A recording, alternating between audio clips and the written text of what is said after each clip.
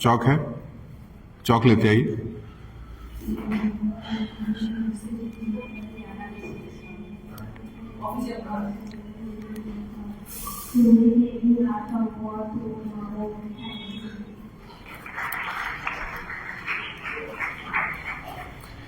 ठीक, देश के अंदर तमाम पॉलिटिकल पार्टीज हैं।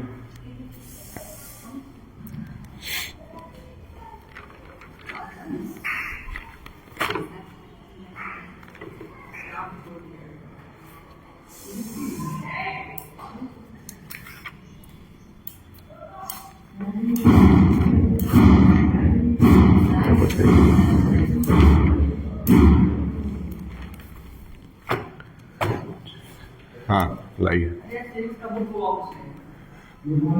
सिविक्स यहाँ रखिए।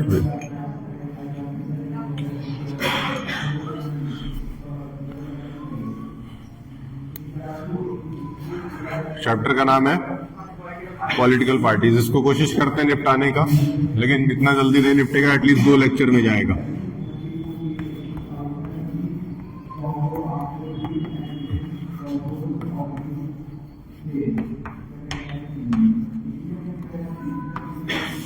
Political parties, political parties topic ही पूछ रहा है कि पॉलिटिकल पार्टीज की जरूरत देश को क्यों पड़ती है। ठीक, देखिए हमारा जो देश है वो कोई मोनार्कियल कंट्री तो है नहीं, हमारा जो देश है वो कोई डिक्टेटरशिप कंट्री तो है नहीं, हमारा जो देश है वो कोई एनार्कियल कंट्री भी नहीं है। हमारा जो देश है वो क्या है?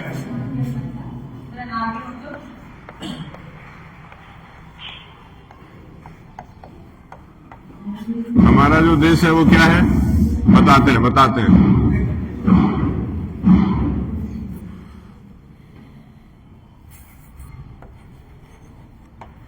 हमारा जो देश है वो क्या है? डेमोक्रेटिक रिपब्लिक है। डेमोक्रेटिक रिपब्लिक का मतलब क्या होता है? डेमोक्रेटिक रिपब्लिक का मतलब ये होता है कि जहां पे देश का सबसे बड़ा नेता जो हो वो लोगों के द्वारा चुना जाए। देश का सबसे बड़ा नेता कौन है? ठीक है, देश का सबसे बड़ा नेता कौन है? प्रेसिडेंट है ना? प्रेसिडेंट का चुनाव कौन करता है?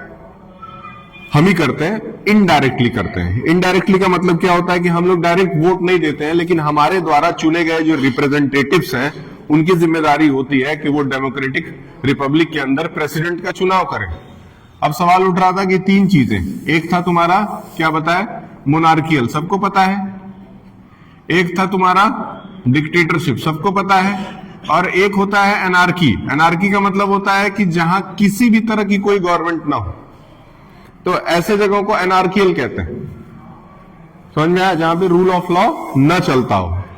ठीक, अच्छा, तो अब अगर डेमोक्रेटिक रिपब्लिक है तो जाहिर सी बात है इसमें जो सबसे इंपॉर्टेंट फेस्टिवल होता है देश का किसी भी डेमोक्रेसी के लिए वो क्या होता है? इलेक्शन होता है। ठीक, इलेक्शन का प्रोसेस हमारे यहां हर 5 ईयर के बाद कराया जाता है। ज्यादातर केसेस में हर 5 ईयर के बाद इलेक्शंस होते हैं देश के अंदर। सही है। अब सवाल उठता है कि इलेक्शन लड़ने का अधिकार किसको दिया जाए? तो हम ही लोग जैसे नागरिकों को इलेक्शन लड़ने का अधिकार दिया जाता है, लेकिन हर एक आदमी अलग अलग तरीके से, हर एक आदमी अलग अलग होकर के किसी भी देश के अंदर इलेक्शन नहीं लड़ सकता है। इसके लिए उसको क्या करना है? एकजुट होना है। एकजुट होकर के उसको ग्रुप बनाना है। जस्ट लाइक स्कूल में भी आप लोगों की पहचान जो है वो इस बेसिस पे है कि आप कौन से हाउस से बिलोंग करते हैं। तो बहुत नॉर्मल सी बात है, एक हाउस को एक पार्टी मान लीजिए। ठीक है, हाँ, क्या नई बुक की जरूरत नहीं है, एक है, काम चलेगा। ठीक है, हर देश के अंदर अपने स्कूल का एग्जांपल लेते हैं तो हर एक हाउस को क्या मान लेते हैं? एक पार्टी मान लेते हैं। अगर ये हर स्कूल को एक पार्टी मान ले तो हर पार्टी का एक नेता होना चाहिए। सही है। उसके बाद जब कंपटीशंस होते हैं, कंपटीशन के अंदर ये होता है कि ये फला हाउस इस कंपटीशन में जीत गया, जैसे ग्रीन हाउस जो है फुटबॉल में जीत गया। ठीक है, तो वो एक इलेक्शन है। एक इलेक्शन जो है उसमें सिलेक्शन होता है। सिलेक्शन किस बेस पे होता है? कि किसने अच्छा परफॉर्म किया। ठीक है, डेमोक्रेसी के अंदर जो सिलेक्शन होता है वो किस बेस पे होता है कि इलेक्शन किसने जीता, और इलेक्शन की जीत किस बात पे निर्भर करती है, मेजॉरिटी पे। किस पे?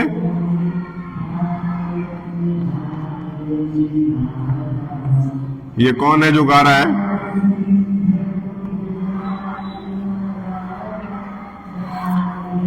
ठीक है, इलेक्शन में कौन जीतेगा ये किस बात पे निर्भर करता है कि मेजॉरिटी कैसे बनेगी। तो सबसे पहला काम क्या होगा, जब भी आपको चुनाव कंटेस्ट कराना हो तो उसके लिए आपको किस चीज की जरूरत है?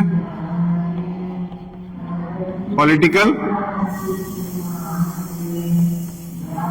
पार्टी की जरूरत है। एक पॉलिटिकल पार्टी के अंदर बहुत सारे क्या होंगे? मेंबर्स होंगे। जैसे ये तुम्हारा मेंबर 1 है, ये मेंबर 2 है, ये मेंबर 3 है, ये मेंबर 4 है और ये मेंबर 5 है। मान लेते हैं कि इस पार्टी में 5 मेंबर है।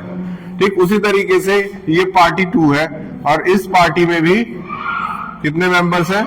5 ही मेंबर हैं, M1, M2, M3, M4 और M5। ठीक, 5 मेंबर हैं। अब पांचों को एक एक प्लेस दे दिया जाएगा। इनको क्या दे दिया गया? P1, P2, ये थोड़ा मैथ जैसा लगने लगा, P3, P4 और P5। मतलब सबको एक एक प्लेस दिया गया चुनाव लड़ने के लिए। यही सेम प्लेस इनको भी दिया जाएगा, यानी कि इनको कौन सा प्लेस मिला? P1। इनको कौन सा मिला? P2। इनको कौन सा मिला? P3। इनको कौन सा मिला? और इनको कौन सा मिला? समझ में आ रहा है? देखो कैसे तुम्हारा एसएसटी मैथ में कन्वर्ट होने जा रहा है। अब ये जो P1 है, मतलब जिस जगह से ये लड़ रहे हैं वही सेम जगह से P2 भी, यहां वाला PM भी लड़ रहा है, P1। ये दोनों एक ही जगह से चुनाव लड़ रहे हैं। इन दोनों में से कोई एक ही जीतेगा। ठीक, उसके बाद ये जहां से लड़ रहा है उससे कौन लड़ रहा है भैया? ये लड़ रहा है। इन दोनों में से कोई एक ही जीतेगा। फिर इन दोनों में से भी कोई एक जीतेगा, इन दोनों में से भी कोई एक जीतेगा और लास्ट में आपका P5 था, सॉरी, P5 से भी P5 ही लड़ेगा। ठीक, तो 5 जगहों से चुनाव लड़ा गया। अब 5 जगहों से चुनाव लड़ा गया तो मान लेते हैं कि अगर टोटल 5 लोग हैं तो मेजॉरिटी कितने पे आ जाएगी? 3 पे आएगी कि नहीं आएगी? कम से कम जो 3 पा जाएगा वो जीत जाएगा। समझ में आया? तो सारा खेल इसी तरीके से चलता है। हर एक जगह से अलग अलग पार्टी के एक एक लोग खड़े हो जाते हैं चुनाव लड़ने के लिए एक जगह से। जैसे ये सेमरा नंबर 1 है, इससे कोई कांग्रेस का खड़ा हो गया, कोई बीजेपी का खड़ा हो गया, कोई समाजवादी पार्टी का खड़ा हो गया, कोई CPI मार्क्सिस्ट खड़ा हो गया, या लोक जनता पार्टी, तो RJD, तो JDU, बहुत सारी पार्टीज हैं। सबके एक एक ही मेंबर खड़े हो सकते हैं। ऐसा नहीं हो सकता है कि एक ही जगह से बीजेपी का 2 उम्मीदवार लड़ रहा हो, नहीं, एक जगह से कोई एक उम्मीदवार होता है। स्कूल के अंदर भी इलेक्शन कराना चाहिए, इलेक्शन करा करके पूरे प्रोसेस को समझाना चाहिए। और इलेक्शन हम लोग स्कूल के अंदर करेंगे तो आपको पूरा डेमोक्रेटिक रिपब्लिक समझ में आएगा। ठीक है, वैसे भी 4 पार्टीज हैं स्कूल के अंदर, तो देखते हैं किसको मेजॉरिटी मिलती है। तो ये समझ में आया कैसे चुनाव हो रहा है। ठीक है, तो अब सवाल यहां से ये पैदा होता है कि पॉलिटिकल पार्टीज की जरूरत हम लोगों को क्यों पड़ी? क्या लगता है?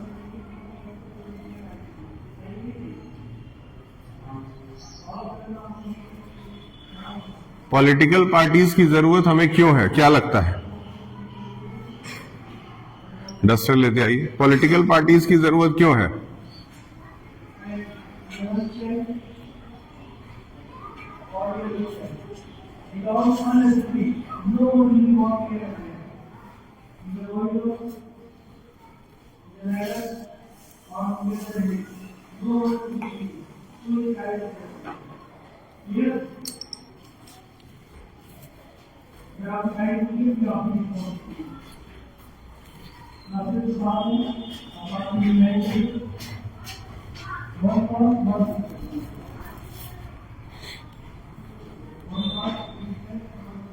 ठीक है, सवाल किताब आपसे यही पूछ रहा है कि आखिर पॉलिटिकल पार्टीज की जरूरत क्यों है। हाँ हाँ,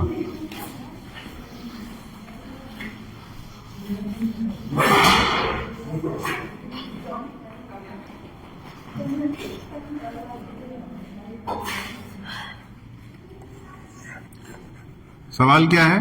Y do we need political parties या पार्टी? ठीक, क्या जवाब हो सकता है? सबसे पहले for electing representatives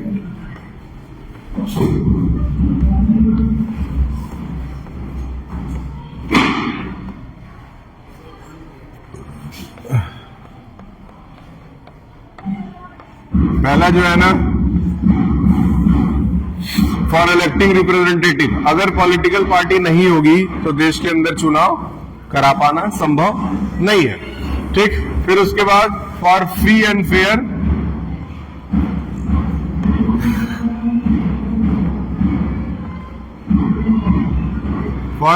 fair election, अगर फ्री एंड फेयर इलेक्शन कराना है तो फिर पूरे देश को पार्टीज में डिवाइड करना पड़ेगा। ठीक, और क्या रीजन हो सकता है आपके नजर में?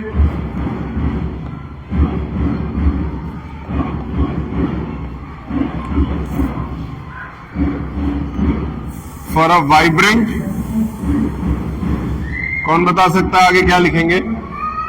For a vibrant democracy.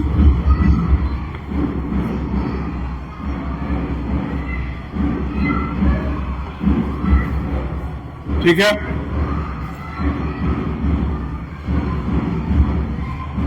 और क्या रीजन हो सकता है? Why do we need political party?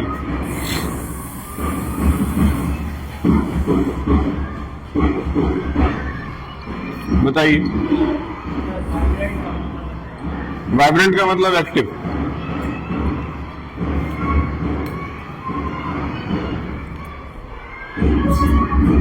हाँ,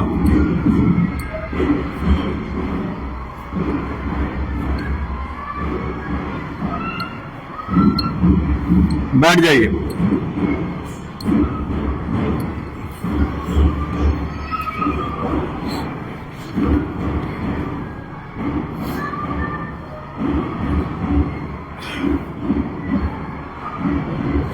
ठीक है, चलिए, ये तीनों तो मान लेते हैं पॉइंट्स थे। इसके बाद कह रहा है कि पार्टीज जो है, पार्टीज वो पब्लिक ओपिनियन को डिफाइन करती है।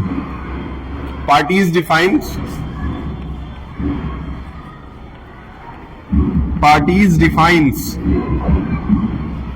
Public opinion.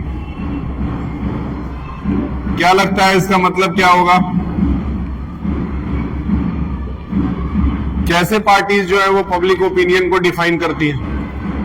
जैसे हम मान के चलते हैं कि हमारी जो पार्टी है जिसको हम वोट कर रहे हैं, उसकी सोच और हमारी सोच एक जैसी है, इसीलिए तो वोट कर रहे हैं। ठीक है, अगर कोई कांग्रेस को सपोज वोट करता है तो इस जाहिर सी बात है कि कांग्रेस की जो आइडियोलॉजी होगी उस इंसान को पसंद आती होगी। सही है, तो हम पार्टीज के हेल्प से पब्लिक ओपिनियन जान सकते हैं। पार्टीज जो है वो क्या डिफाइन करती हैं कि इंसान की सोच कैसी है। ठीक है, पार्टीज के हेल्प से लॉ मेकिंग का काम किया जाता है।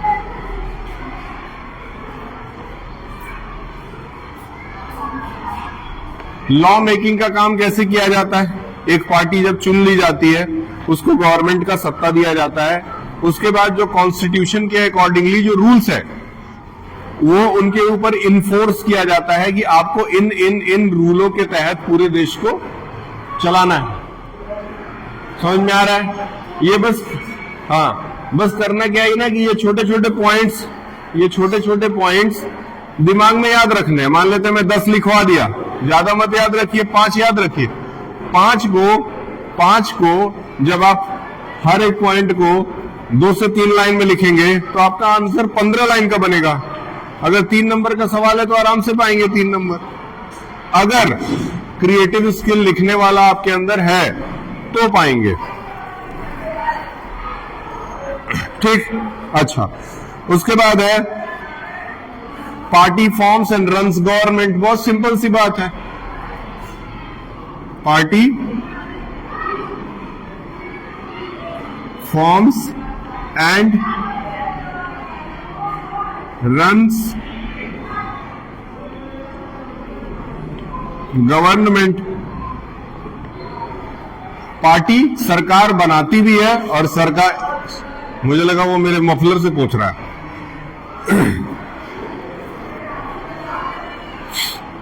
ठीक है, party forms and runs government, सीधा मतलब है पार्टी को गवर्नमेंट बनाना और गवर्नमेंट को चलाना, ये दोनों किसका काम है? पार्टी का। ठीक, सबकी अपनी अपनी कोई ना कोई फेवरेट पार्टी होगी जिसको आप लोग वोट करना चाहेंगे भविष्य में। अभी हो सकता है आपको वोट डालने का अधिकार न दिया जाए। ठीक है, पहले तो बहुत छोटे एज पे वोट डाला करते थे लोग, जब रूल एंड रेगुलेशन स्ट्रिक्ट नहीं थे। तो मुझे याद है कि क्लास 5th के एज में मैंने वोट डाला है, 5th के एज में, गांव के अंदर हरिशंकर तिवारी को, 5 क्लास के एज में। मुश्किल से कितने साल के होंगे, 10 या 11 साल के। और 2014 में 2 वोट डाला हूं एक ही दिन, एक यहां से एक फिर गांव जाकर के। मतलब अभी भी ये कहा जाए कि वाइब्रेंट डेमोक्रेसी है देश में, तो ये पूरी तरह से सही नहीं है। एक एक आदमी के पास 2-2 वोटर कार्ड है, एक उसके गांव का है वोटर कार्ड, और फिर जब वो कहीं दिल्ली चला जाता है कमाने या मुंबई चला जाता है तो वहां पे भी जाकर के वो वोटर कार्ड बनवा लेता है। तो फ्री एंड फेयर इलेक्शन अभी भी देश में सही तरीके से नहीं हो रहा है, इसमें कोई दो राय नहीं। ये नोट कर लीजिएगा, हाथ पैर सुबह चलेगा नहीं, आप भी नोट कर लीजिए।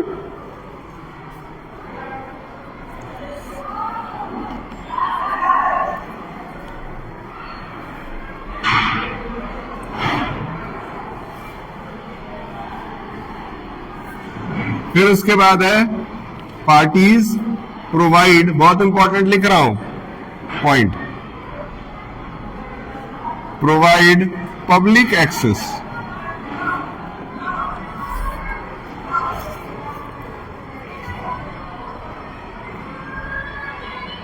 Public access to the government. ये बहुत इंपॉर्टेंट पॉइंट है। कह रहा है कि आपकी तो भैया डायरेक्ट सरकार से बातचीत होती नहीं है, तो फिर आपकी बातें सरकार तक कौन पहुंचाएगा? तो आपके पार्टी के मेंबर्स पहुंचाएंगे। देखिए कितने सिंपल लैंग्वेजेस में इन सब चीजों को हम लोग चाहे तो डिस्कस करके तैयार कर सकते हैं। 2 लेक्चर इसको टोटल पढ़ाने में लगेगा। पहला पार्ट तो यही है, दूसरे पार्ट में हम लोग देश में नेशनल पार्टीज और रीजनल पार्टीज के बारे में पढ़ेंगे।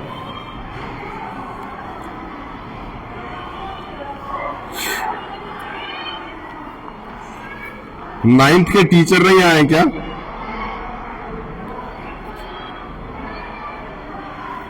और एक पॉइंट और लिखिए, पार्टीज पुट फॉरवर्ड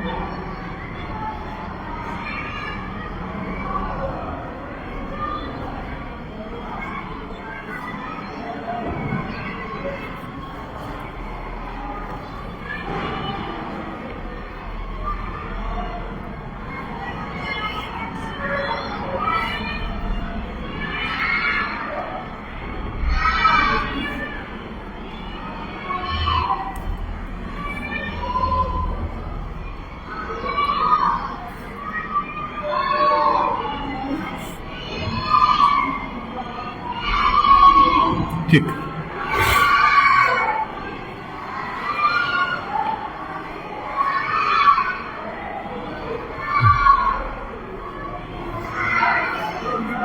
ठीक, अब बहुत ध्यान से एक बार इसको शुरू से लेकर के अंत तक समझ लेते हैं, क्योंकि जब ये पढ़ाना शुरू किया है तो उस समय 4-5 की जनसंख्या थी, अब जनसंख्या लगभग 12 या 14 की है। ठीक है,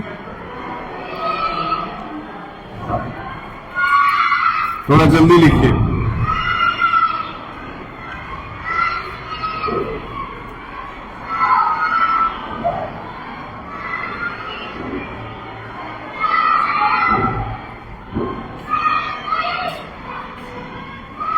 ठीक है, समझते हैं इसको।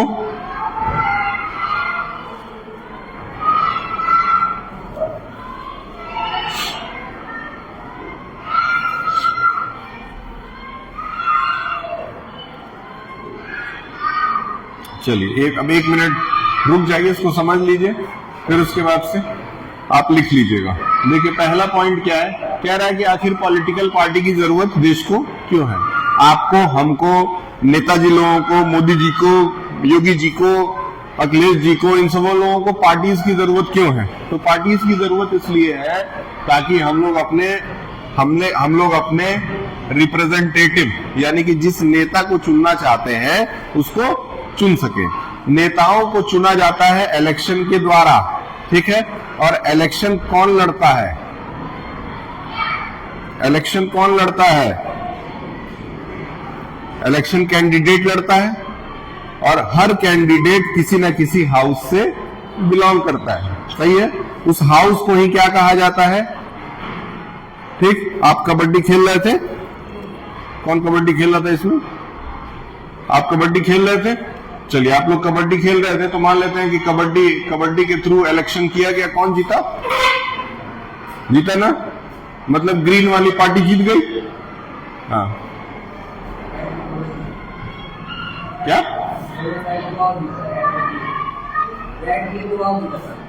दो अभी फाइनल नहीं हुआ था, ठीक। मतलब कहने का मतलब है कि अभी दो पार्टीज को बराबर वोट मिला है, अभी फाइनल नहीं हुआ है। समझ में आया ना पार्टी का मतलब। आपके स्कूल में 4 पार्टीज हैं, ठीक है, चारों में हम लोग इलेक्शन कराने वाले हैं। इलेक्शन करा करके पूरा प्रोसेस इलेक्शन का समझेंगे। इलेक्शन का जिस तरीके से प्रचार होता है, रैली होता है, उसी तरीके से आपको भी रैली करने का मौका मिलेगा, अपने रिप्रेजेंटेटिव से जाकर के आपको अब सवाल पूछने का मौका मिलेगा। ये सारा इलेक्शन प्रोसेस स्कूल में होगा तो आपको ज्यादा समझ में आएगा, लेकिन उससे ज्यादा यहां समझ में आएगा अगर आप मेरी बात सुनेंगे, आएगा समझ में। तो पहले अगर आपको किसी नेता को चुनना है तो वो किसी पार्टी के थ्रू ही चुना जा सकता है। अगर देश में इलेक्शन कराना है और सही ढंग से कराना है तो फिर क्या करना पड़ेगा, एक अच्छी पार्टी देश में होनी चाहिए, ठीक है।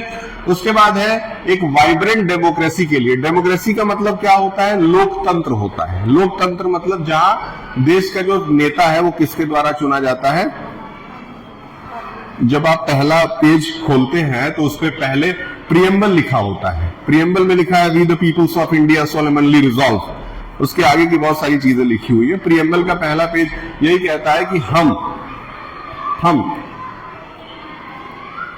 जो इस डेमोक्रेसी कह रहा हूं, जो हम लोग जो कॉन्स्टिट्यूशन का निर्माण कर रहे हैं वो इस बेस पे कर रहे हैं कि हमारा देश जो है वो एक भाईचारे के साथ एक साथ मिल करके आगे बढ़ेगा और आगे बढ़ करके तरक्की करेगा। और साथ ही साथ एक पॉइंट और लिखा हुआ है, ठीक है, इस देश के अंदर सबको लिबर्टी, फ्रेटर्निटी, ठीक, और प्राइवेसी तीनों का अधिकार दिया जाएगा। ये पहले पेज पे लिखा हुआ है संविधान के, और आपके सिविक्स के भी पहले पेज पे लिखा हुआ है किताब के, क्योंकि प्रियम्बल जो है वो पहले पेज पे दिया रहता है। आई थिंक इसमें दिया भी होगा।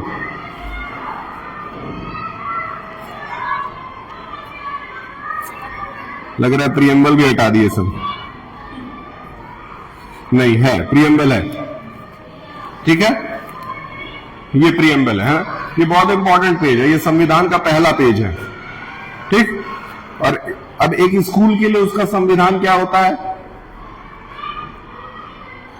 एक स्कूल के लिए उसका संविधान क्या होता है, उसकी डायरी, उसकी जो डायरी है वो उसका संविधान है। डायरी के भी पहले पेज पे अगले साल से यही आपका प्रियम्बल जो है वो नोट करवाया जाएगा, लिखा जाएगा।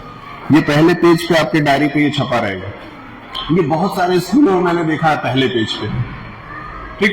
तो ये कहता है कि we the people of India having solemnly resolve constitute India into a sovereign.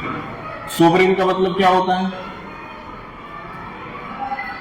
होता है ना, हमारे इंटरनल मैटर में मत बोला करो, ठीक। सोशलिस्ट, सोशलिस्ट का मतलब क्या है, समाजवाद एक तरह से। तो समाजवाद क्या कहता है कि गवर्नमेंट के पास जितना धन आएगा वो बराबर लोगों में बांटा जाएगा। ये सोशलिस्ट कंट्री कहता है। लेकिन कैपिटलिस्ट कंट्री क्या कहता है कि जितना धन आएगा मैं अपने पास रखूंगा। जैसे अमेरिका कैपिटलिस्ट, ठीक है। फिर इसी के बीच का एक रास्ता निकलता है। इसीलिए रशिया और चाइना इतना ज्यादा डेवलप्ड हो गया, उन्होंने इन दोनों को फॉलो नहीं किया, वो बोला कि मैं बीच का रास्ता बनाऊंगा।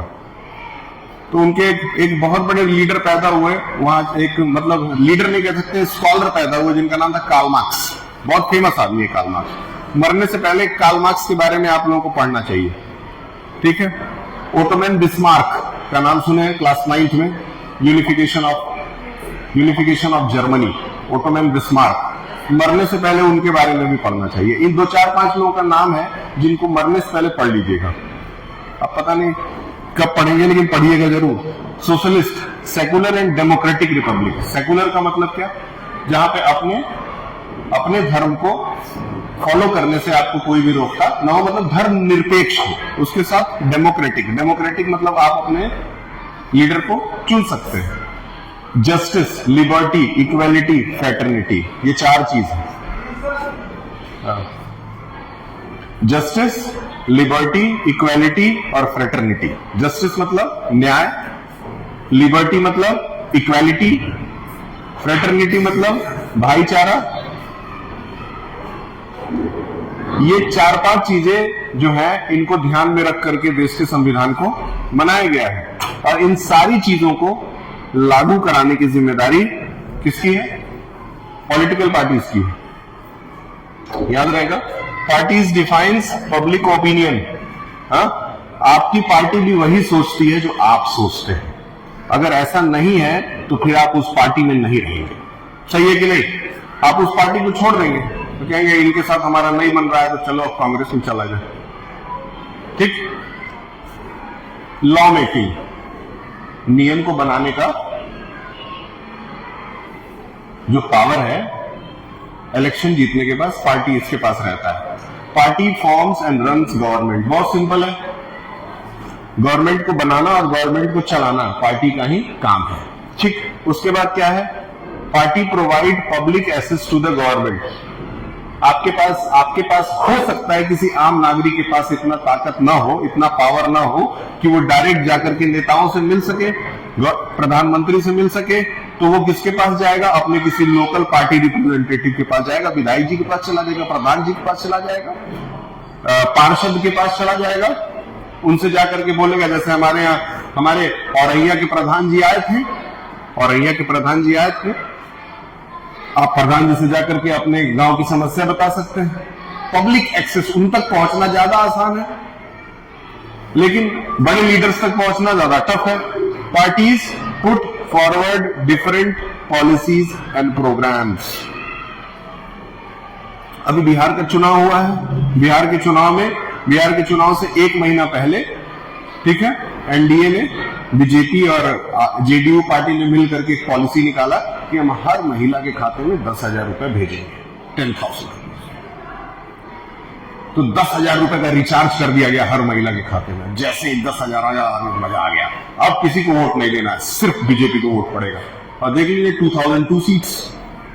उसके बाद 1100 रुपए महीना, 10,000 एक ही बार, फिर 1100 रुपए हर महीना, फिर 20, कम से कम एक आदमी पे 5 किलो अनाज, विधवा पेंशन, लड़की अगर 12th पास करती है तो साइकिल, नहीं करती है तो हीरो होंडा।